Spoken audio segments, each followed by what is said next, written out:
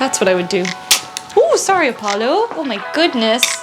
Oh my goodness, he's in the danger zone. I know I said I was tired of hearing about and talking about fall trends, but I got a really fun request to do very like OG style content that I haven't done in a while, where I have an article from a major publication and it lists all of the top trends for the season, and then I jump into my closet off the cuff and try and shop my closet for those trends, or just pull pieces out, because I do think there are elements of style that recur every season, and if we just sort of apply a little bit of creativity to our closets, we can maybe find some of these trends already in there. I've got this really great article from Who What Wear. The title of this article is The Autumn-Winter 2023 Fashion Trends That Really Matter. I think this is a really fun exercise to do if you are feeling the pull of buying something new for this season. I think looking at our clothing from the perspective of elements of style, like texture, print, really like going a little bit deeper than just listening to what an article on the internet is telling us to buy, then we can actually have a lot more fun in our closets and getting dressed for the season. Let's jump on in. Okay, the first trend, focus on foundations. Quiet luxury remains this year's most coveted aesthetic. Less is more, immaculate tailoring, brands like Kate, Gucci, Carolina Herrera, Bottega Veneta. So yes, these are all like very much these sort of minimal, luxurious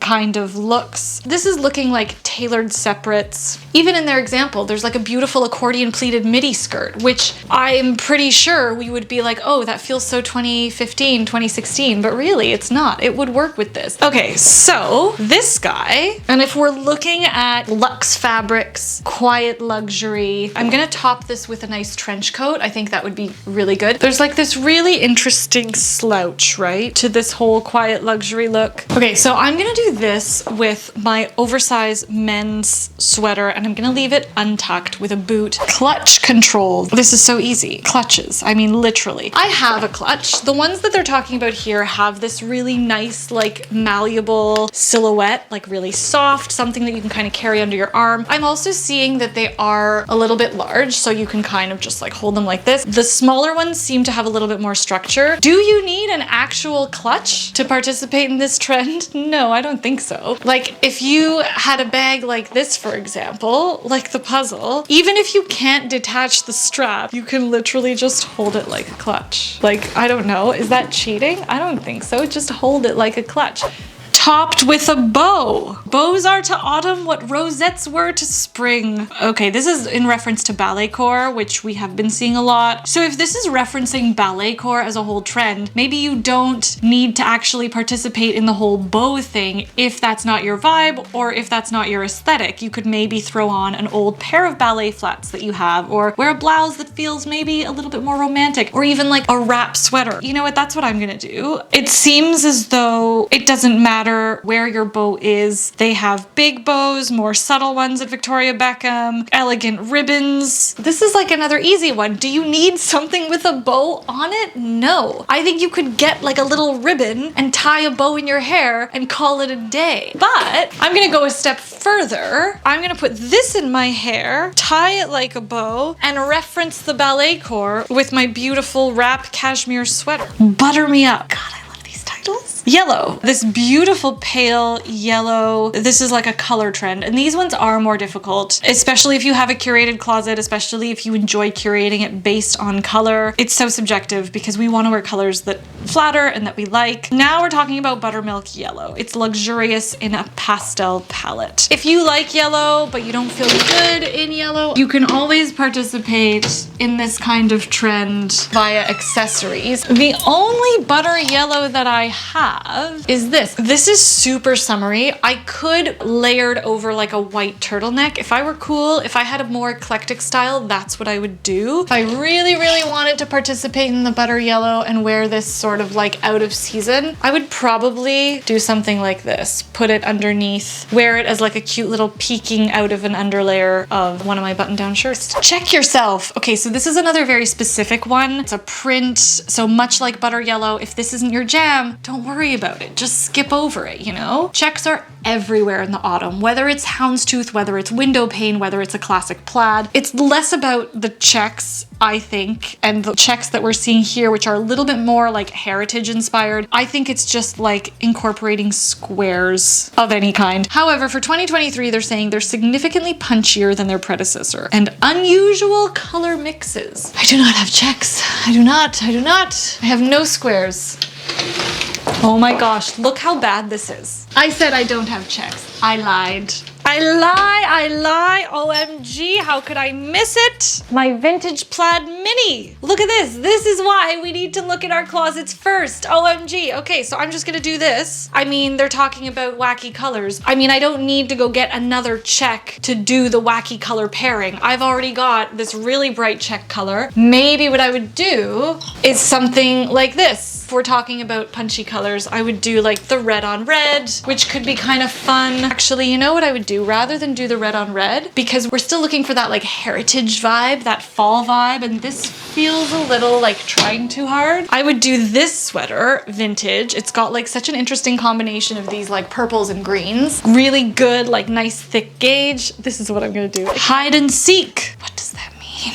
Oh, leather. Yes, of course. That makes so much sense. Skirts from Proenza Schooler, Bottega Veneta, leather coats, Kate, Ferragamo. And I think that's great, especially because you can find a lot of those secondhand if that's a look that you're into. I mean, here we're seeing suits in leather. We're seeing really interesting architectural details in leather. What makes this trend interesting, or at least my interpretation of it, is that these like interesting architectural details, the fact that like it's not just like a typical leather skirt, it's, you know, whether it's an interesting dress. I love how like they've got the sculptural details. So I could use my cute little leather mini, but instead, you know what I'm gonna do? I'm gonna use these leather trousers that I found secondhand, and I'm gonna see if I can like tuck them into my boots or something at the bottom, give them a little bit of this like jogging pants silhouette to change it up. Super studs. Commonality they all shared was jumbo stud earrings. This is cool. Yeah, the Bottega Veneta, like the big teardrops were really popular. Jewelry is something a little bit harder to play around with. I do not have. And I'm not crafty enough to like MacGyver a pair of oversized studs. But what I would wear, I think, to give me something that feels current and fresh are these Monica Vinader. They're almost like a nice Baroque drop earring. I think they'll give me the same like sort of gravitas and the same attention drawing to the ears. I'm happy to wear these.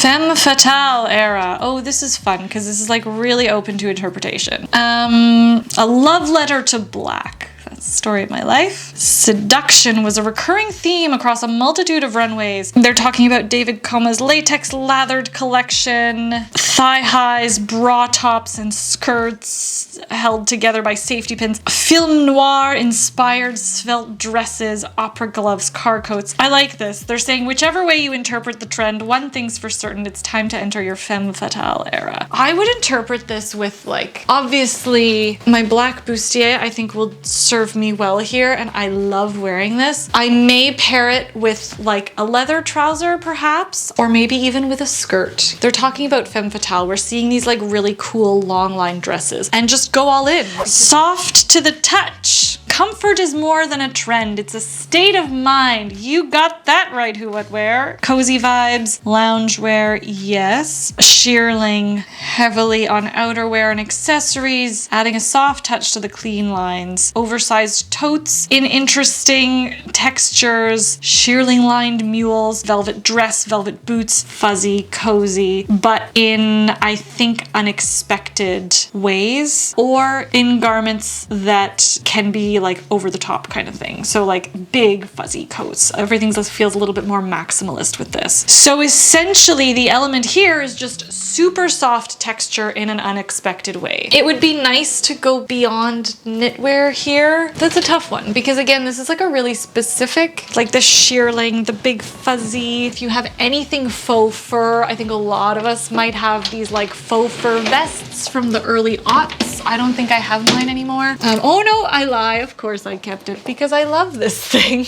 Even though this vest is like ancient and it could come across as like not being super current, because here we're looking at like this would be like a dress or a whole coat. That's the more like now version of these luxe fuzzy plush fabrics. But I think what I would do is maybe something a little wild and go over the top and pair it over top this fuzzy sweater. So here I'm just going maximalist, but by layering a bunch of fuzzy textures that I already have rather than going out and buying something else. I would even venture as crazy and wild as to put this over something like this, like a little dress or something like that. We'll try both and see what happens. Above and beyond. There's autumn, there are boots. Yes, and for the season ahead, boots are going to be bold, unapologetic, and sexy. Sitting above the knee, taller than ever. Thigh-high boots, yes. Okay, we know this. I love this. I have a thigh-high because I love my over-the-knee boots. Here they are. Mine are suede. I bought them secondhand, and I bought them when nobody was wearing over-the-knee boots. I just loved them. I loved the silhouette. I loved how they made me feel. I've been wearing them for a long time. I'm very confident that I will continue wearing them. So I would suggest if you do like them, then now would be a good time to invest, but like only if you're going to be comfortable wearing them beyond this trend. If you don't have an over-the-knee boot and you want to experiment with it, you could